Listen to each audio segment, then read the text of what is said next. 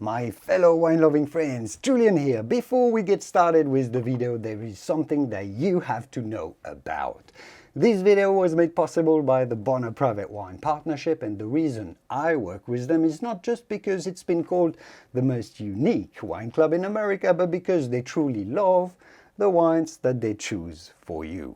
Founded by Will Bonner, the partnership is a small group of wine lovers who have come together to import excellent small batch wines that might otherwise get completely overlooked by large importers. They get them. Right now you can get your hands on 3 rare extreme altitude red wines from Argentina, from some of the purest, highest vineyards in the entire world, way up in the Andes Mountains. No middlemen, no additive packed supermarket wines here, no inflated cost. Plus you'll get exclusive access to more wine education videos from me, just like the one you're about to watch, to make sure you become an educated wine connoisseur. So make sure to check out the link in the video description to see if you want to become partner in something truly special in the world of wine. But for now, back to your video. Hello, bonjour, and welcome to your new Bonner Private Wines video. One of the pros of having access to very well crafted, balanced and varied wines is that you can really start to get creative with the wine pairings that you can make. For one, we bring you good wine, of course. For two, we like to explain the wines that we send you so you know you understand their style, what to expect, their taste and their backstory better. But where it can get even more exciting is if you can start understanding how to use those wines to the best of their potential by pairing them with the correct food. From there, possibilities and opportunities are virtually limitless. But you need for this at least some basic understanding of how to pair wine with food in general, and it is a large and complex topic. So here we'll go through varied aspects as our video series develops in future episodes. But today I want to start having your brain thinking about how you get to successfully pairing wine with food with 3 simple rules, or 3 simple tips if you wish, that are very easy but that everyone should have in mind and know about. People tend to overcomplicate this very large wine and food subject, but let's get right into it and you'll see what I'm talking about.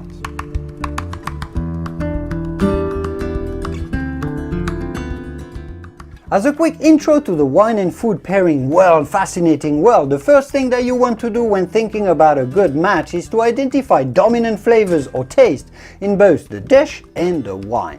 Is it mainly salty, acidic, bitter, dry, fat, etc.? And then you want to learn about, indeed, what goes well with what. We will cover those many facets of what happens with all of this in future videos, but for now, one of the things that is really simple that I really need you to have in mind is that the wine that you're having should always be more acidic than the food. Pretty straightforward, right?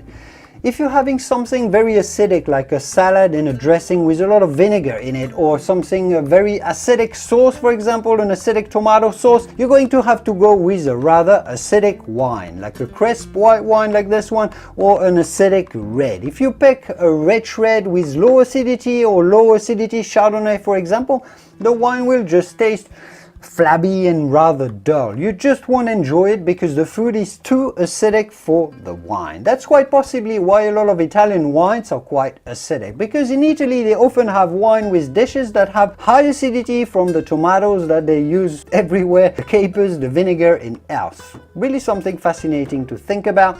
Very simple rule, but very important. Now you can look at it the other way around. If you have a very acidic wine because it's just what you happen to have in your cupboard or your fridge, it's not necessarily a bad thing. A lighter wine and acidic can be really enjoyable and more quaffable than a heavy one, right? But an acidic wine may not go very well with certain foods. Think a steak, a piece of roasted salmon, for example, or even mushrooms. An acidic wine, for example, might feel quite harsh and austere with those. There is an incredibly simple tip to counter this and make the pairing suddenly perfect.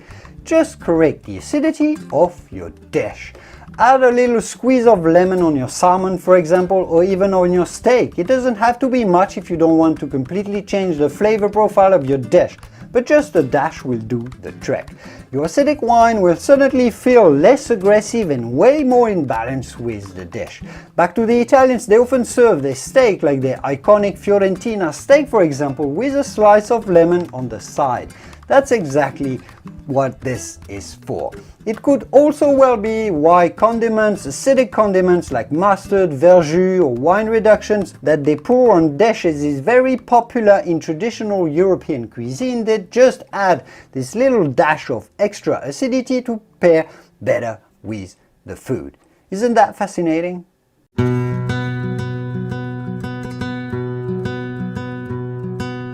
So that's our basic principles around acidity covered. Let's talk about salt now. Essentially, salt in a dish will tend to reduce the perception of a wine's bitterness, of its acidity, and of its astringency. So basically, salt reduces a wine's harshness, if you want to say it simply.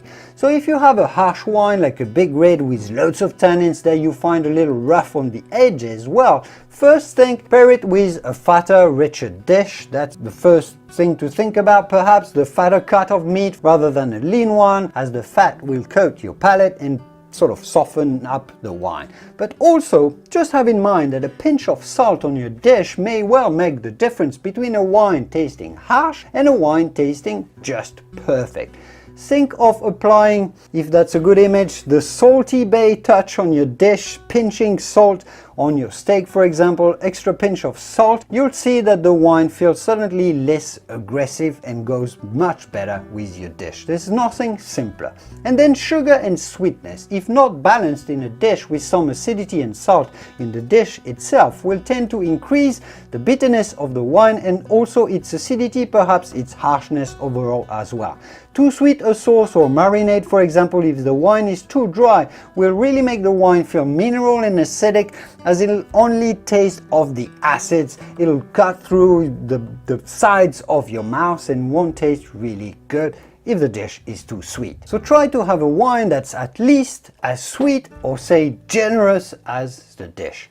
Pick a sweeter, riper style of wine. Then again, if you just happen to have a wine that's not rich or sweet enough in your fridge or your cupboard, just balance out the dish itself with a little more acidity, dash of lemon, or perhaps a little more salt, which will make it overall balanced taste less sweet. The wine will simply taste better. Balance the dish, the wine will taste better.